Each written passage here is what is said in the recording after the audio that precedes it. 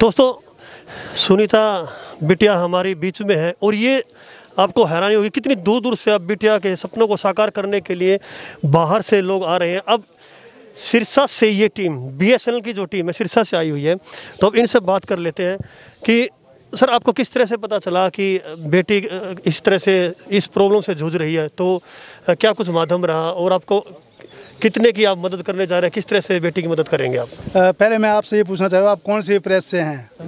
मैं YouTube channel है मेरा, I am a journalist, professional journalist and professionally I am yoga professional also. आप इधर आ जाइए थोड़ा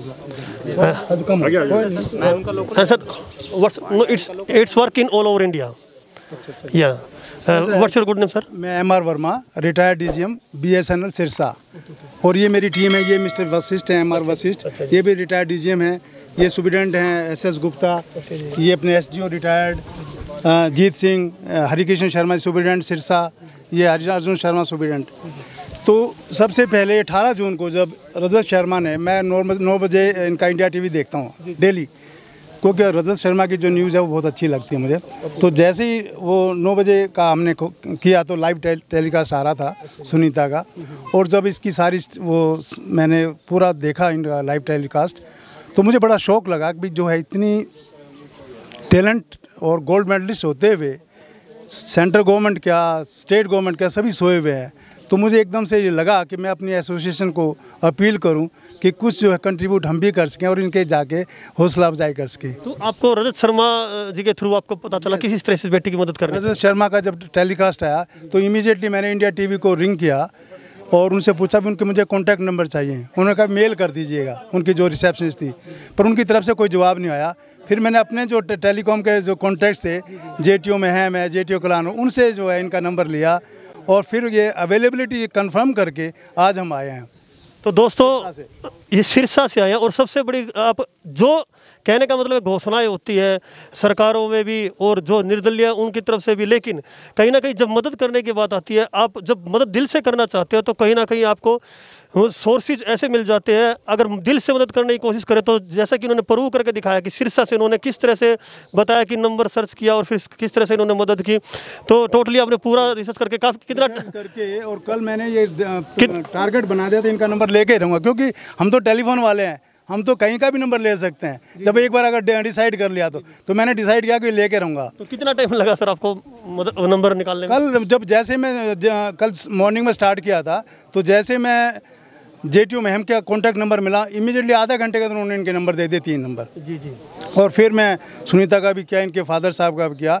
अनफॉर्चुनेटली वो इनके नंबर मिल नहीं पाए, बाद में इनके फादर ने उठाया।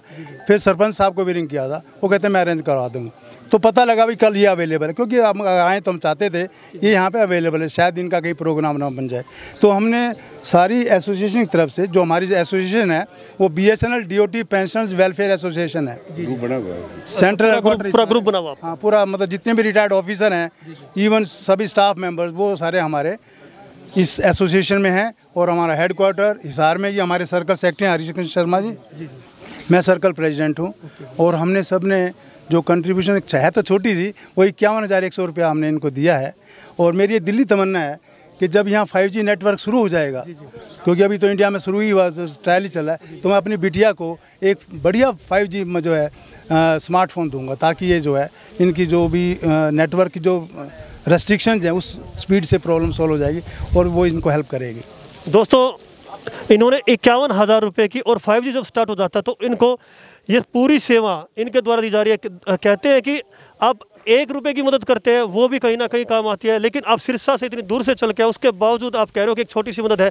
51,000 रुपये की मदद एक गरीब परिवार के लिए सर इतना बड़ा काम करती है, कोई गरीब परिवार ही जानता है उसके बारे में। मेरी बिटिया, मुझे बहुत दुख हुआ कि जो है इतनी मतलब लेवल पे जाकर से कोई भी गवर्नमेंट मदद नहीं कर रही है। जब किरण रिजिजू से बात हुई थी तो उसने भी अपनी हेल्पनेस शो की, हालांकि वो इंटरेस्टेड थे, मगर वो ये रूल रेगुलेशन ऐसे बने हुए हैं कि चाह के भी मदद नहीं कर पा रहे। तो ये फिर हमारी जैसी संस्थाएं आएंगी वही इनकी मदद करेंगी, गवर्नमेंट पे डिपेंड नहीं होना चाहिए। अब हमने इनको रिक्वेस्ट किया है कि ये अपना थोड़ा सा जो स्पोर्ट है वो शिफ्ट कर लें वेट लिफ्टिंग में, जो रिकॉग्नाइज्ड है। और इनकी हम तहे दिल से हार्दिक इच्छा है कि ये अपने गोल्ड मेडलिस्ट बने ओलंपियन में, जब भी नेक्स्ट ओलंपिक हो। और इसके अलावा मेरी एक और भी तमन्ना है कि जब भी इनका थोड़ा घर बन जाएगा ठीक, तो सोलर पैनल सिस्टम लगाऊँ ताकि इनको बिजली की कोई दिक्कत ना आए। ये सर आपके द्वारा इतनी बड़ी और इतनी अच्छे तरीके से मदद की जा रही है, तो कहने को लगता है कि लोग बोल देते हैं, सब कुछ कर देते हैं, लेकिन जब पूरी हो जाती है तो आपने तो सार्थक करके दिखाया इस चीज़ को। तो सुनीता बहन है, इनसे पूछ लेते हैं। सुनीता बहन, कितनी खुशी हो रही है अब आपको, इतनी दूर से आपके लिए चल के, और आपको बेटी का दर्जा दिया है इन्होंने?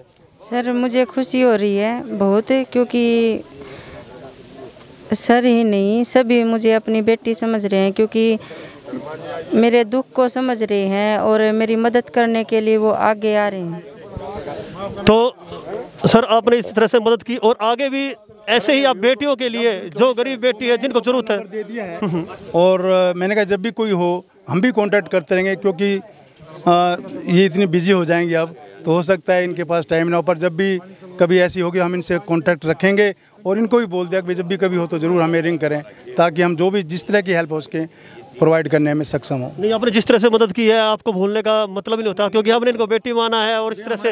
हमारी बिटिया का नाम सुनीता है। जी जी, ये हमारी तो ये पूरे BSNL डिपार्टमेंट से आए हुए हैं, तो इन्होंने इनको, सुनीता जी को अपनी बेटी माना है और आगे भी इसी तरह से इनको हर संभव मदद करने का आश्वासन दिया। बाकी आपने पूरा सुन लिया, तो आपका बहुत बहुत धन्यवाद करता हूँ मैं अपने चैनल की तरफ से, अपनी टीम की तरफ से। Thank you very much. Thank you.